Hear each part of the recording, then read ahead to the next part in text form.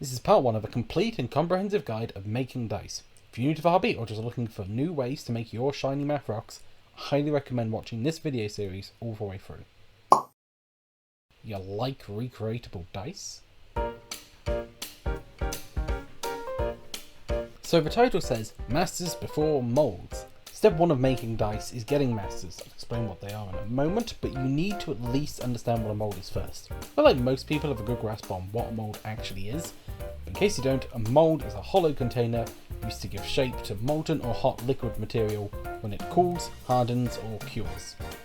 Specifically for dice making, a hollow, usually flexible material that has the shape of a dice inside. Liquid resin goes in, hard shiny math rock comes out. Yay. However, some of you might not know is what a master is. A master is a dice we use to make the mould or moulds from. When making dice, we need a mould. And to make a mould, you need a master. You can buy a mould online, but unless it's from someone like off Etsy where it's handmade, I wouldn't recommend it. Pre-made moulds just don't seem as good as handmade ones, and all the ones I've seen commercially have problems. Back on point. To make a mould, we need a master of some description. Whether we use a pre-existing dice or manufacture one ourselves. But it's important to know now that we do need a good master to begin with. That's our foundation for everything we're going to create from here on out. It's also important to know we're going to be using a 2-part platinum-based silicon. I don't know the exact reason why, but I do know that a platinum-based silicon is just better for dice making. Now, in terms of what makes a good master, it's kind of anything dice-shaped really. If you can use it as a dice, then it can be used as a dice master, though not all dice are born equal, at least in terms of masters. So if you're new to dice making, just picking up a couple of cheap pairs of dice from Amazon or your local game store is completely valid. That's how I started. Though know if you're planning on selling dice and you use die you've bought commercially, that'll most likely cause you legal problems. So you have to make your own dice, or have someone else make them if you're selling them. If you're not planning on selling them, then look for shiny dice. If you buy dice with a dull finish, you're gonna get a dull texture. Metal dice are a good option for a cap style mould, but not a sprue because of the weight. So I'd wait until I go over the different types of mould in part 2 before committing to buying a dice. However, if you're planning on selling dice, or you want a custom logo, shape, font, whatever have you, you'll have to make your own, which involves 3D printing. Note, I'd highly recommend using a resin printer instead of a filament one. Mostly due to the accuracy and fidelity, but also because filament prints aren't liquid proof, so you may have problems with the liquid silicone from the mould leaking into the dice. Though in theory you could do it. However, whatever printer you decide to use, you'll need a file to print. Now we could spend hours and hours in the modelling software of your choice, or we could just use Dice Maker. This piece of software is incredible. It lets you make dice of various types and lets you add your own fonts and logos. Seriously, this software saves me hours of work. I'm in no way affiliated with whoever makes this. I don't actually know who makes this piece of software, but it is a free tool for us in the dice making community to use, and I am forever thankful for that. To make a dice, all you need to do is click the add button here on the left and select the dice you want. You see some options to the right, which we'll need soon, and if you click on a specific face, you can change the number to whatever you'd want, whether it's font or image, whatever. What's an important step here is, despite my praise for this software, I've linked down below, it's not perfect. While it has pre-supported options, they're not great. In case you're new to 3D printing, supports are literal supports. Large amounts of excess plastic to support, wow, that's the name, your prints so they don't warp or worse, fail altogether. You can see on these prints here some of the problems I had while using the inbuilt supports. So we'll add our own in a second. First you need to use the right side settings, where it says edge mode. We want to change it from sharp to chamfer.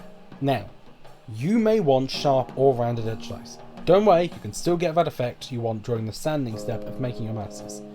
But this will make setting up your supports so much easier. Now by default, the light support settings on Chittybox are 0.3mm. Chittybox being the 3D printing software I'll be using to get the 3D models ready to print. It's okay if you're using a different software. So if you want sharp edge dice, set the chamfer to 0.4, 0.35mm. This gives us a little bit of room for our supports to sit on, but still keeps the chamfer size to a minimum. By the time we've finished out sanding / polishing these masses, they'll be completely flat, like this dice here. But if, like me, you wanted to keep the chamfer effect, or you wanted a rounded edge dice, make sure to keep it at 1mm, or possibly increase the size of these chamfers, so they'll definitely still be there despite all the sanding we've got to do. If we want rounded edge dice, we'll need to round the edges during the sanding by turning the dice as we sand it, like so. Once you've made a dice you're happy with, click the main menu, export, and save it to a location you'll remember. Now, while I'm using Chitubox as my slicing software, any slicing software should work fine for this. Import your dice, click on the support options. We want plenty of small supports with small gaps between each.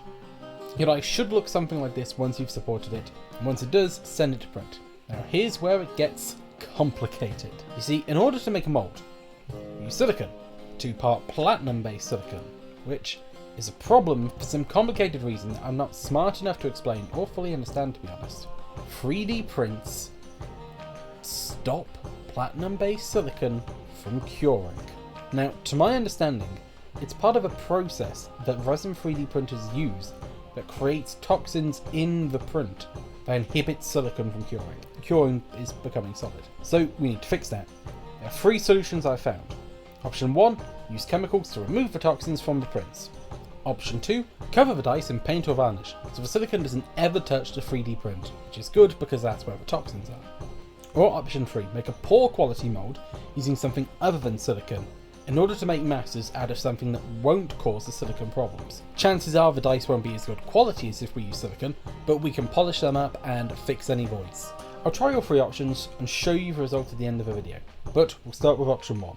We'll need 2 main chemicals, a bottle of Inhibit X and a bottle of mould release. The Inhibit X makes the dice safe to use in the silicone by removing the toxins.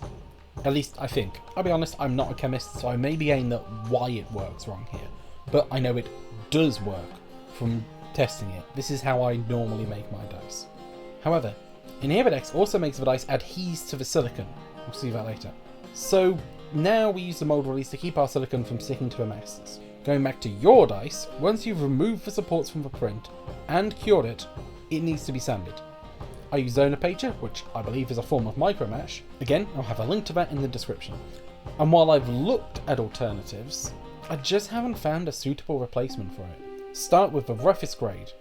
If you're hand sanding, rotate the dice 20 times clockwise and 20 anti-clockwise per face. However, I use a pottery wheel for my sanding. Why a pottery wheel? Oh, it's a waterproof spinning disc so we can attach different grits of paper to. So it's accidentally the best tool for sanding. I sand for 10 to 20 seconds per face. But whatever way you sand, please wet sand. Keep the paper wet. These dice are made out of toxic materials and you don't want to breathe in the dust that sanding creates. Also, as a tip, on the final layer when you're polishing up the dice, I'd use a plastic polish to wet the paper. Really gives a glass-like finish. Which is where this method really shines. You can get a great glass-like finish from doing this, though not a perfect glass-like finish. Come back to that later. Now, once you've polished up the dice with all the grits of paper, we can either add a sprue here if we're making a sprue style mould, or skip the step if you're making a cap mould. What's a cap and sprue mould? It's the 2 main styles of mould I'll be talking about in part 2. Personally, I'd recommend the sprue method if you're new to dice making. They're just easier to get right in my opinion, and a cap mould if you're okay with a more complicated mould making journey, in order to get the resin art side of your dice making easier. But more on that in part 2. To attach the sprue, I use an end of a pipette. If your pipettes have a bit on the end of a cone, cut it off. A cone shape is much more useful than a straight pipe. I then use UV resin to glue the pipette to the dice. I use UV resin because it cures very fast. Faster than any glue I own, so it doesn't leak all over the dice. If you do leak a bit on the dice, it's not the end of the world.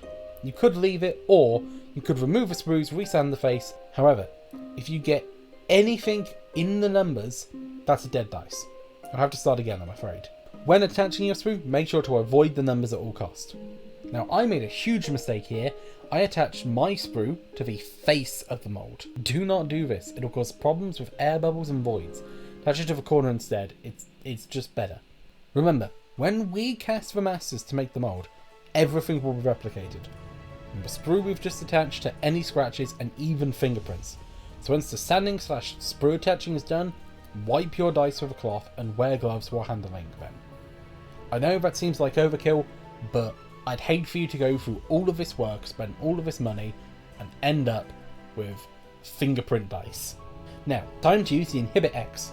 Considering this needs to remove all the toxins, or the dice will fail, I submerge them for 5 minutes, take them out, let them dry for an hour, and repeat that till they've been dipped at least 3 times.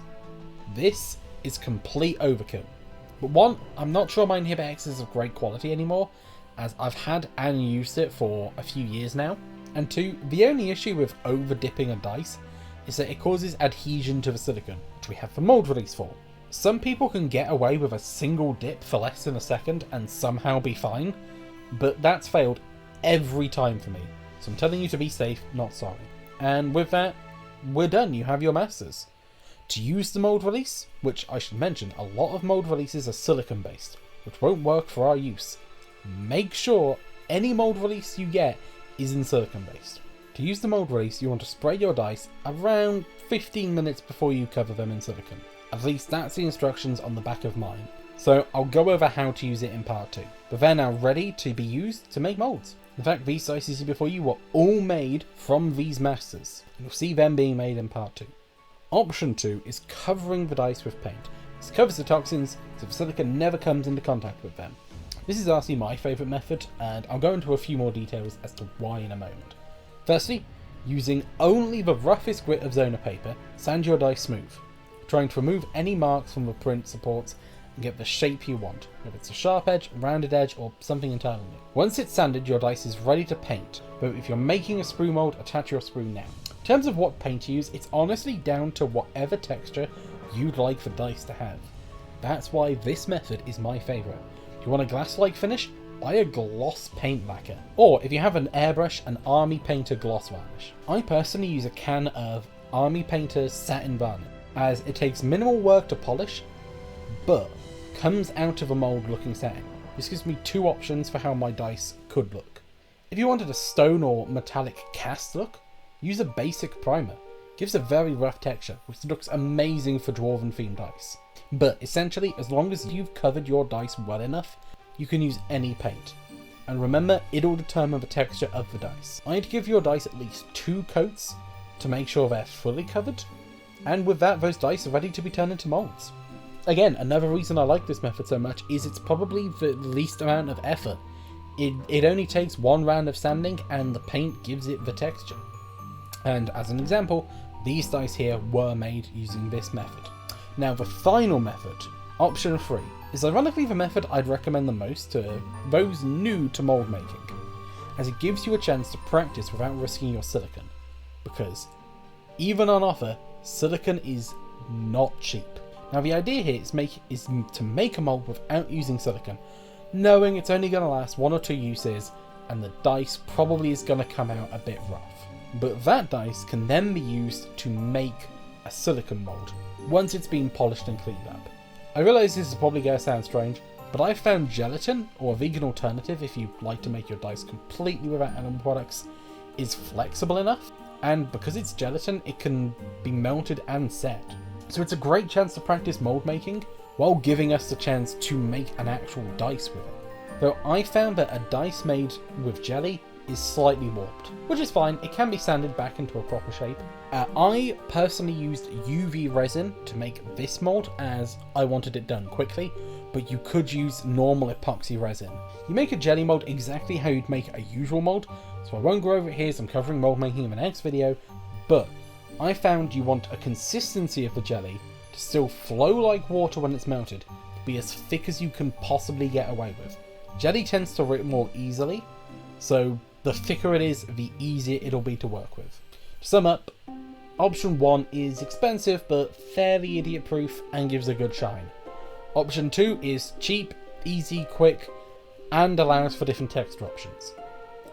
Option 3 is a great way of practicing mould making, but it takes more work to sand up the masters. That being said, I'm not here to tell you which method to use, I'm here to tell you you can use all of them. I don't really have any glamour shots because they're just sort of polished shiny dice that will be turning into monsters next video, so this is the end of the video. Hopefully you found the information useful here, and I'll see you all in part 2.